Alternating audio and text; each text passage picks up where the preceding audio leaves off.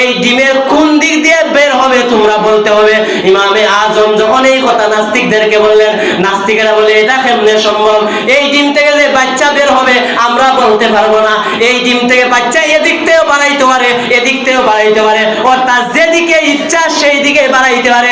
তখন ইমামে আজম আবু হানিফা বলেন, বেকুফের দল, একটা ডিম থেকে যেইভাবে বাচ্চা এককভাবে বের হবে না, বাচ্চা যেইভাবে তোমরা বলতে পারবে না, ঠিক তেমনি ভাবে আল্লাহ তাআলা তার হাবিবকে মেরাজের রাত্রিতে কোন দরজা দিয়ে ঢুকাইবেন এটা তিনার ইচ্ছা। সুবহানাল্লাহ।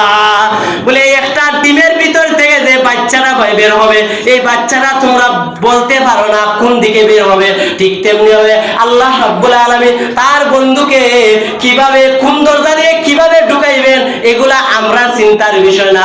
ও বেকুফের দল, ডিম থেকে যেইভাবে বাচ্চা চতুর্দিকে বের হতে পারে, ঠিক তেমনি ভাবে আমার নবী যখন মেরাজে গিয়েছেন আল্লাহর ইচ্ছা যেই দিকে সেই দিকে নিয়েছেন। সুবহানাল্লাহ। এখন উত্তর কয়টা হইছে?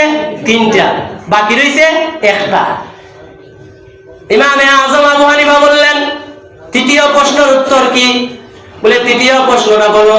তৃতীয় প্রশ্ন হচ্ছে আল্লাহকে কে সৃষ্টি করেছেন, আল্লাহকে কে বানাইছেন, আল্লাহর আগে কে, আল্লাহর পরে কে, আল্লাহর সন্তান কয়জন, আল্লাহর পিতা কয়জন, এই আইছে আসলটা আল্লাহর পরিচয় নিয়ে প্রশ্ন। ইমামে আজম আবু হানিফা রাহমাতুল্লাহি আলাইহি বলেন, ও নাস্তিকের দল, তোমাদের মধ্যে কে বালা অঙ্ক পারে?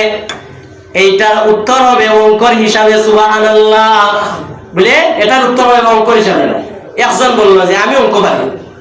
ইমামে আজম আবু হানিফা বললেন 1 থেকে 10 পর্যন্ত কোন? সে বলল 1 থেকে 10।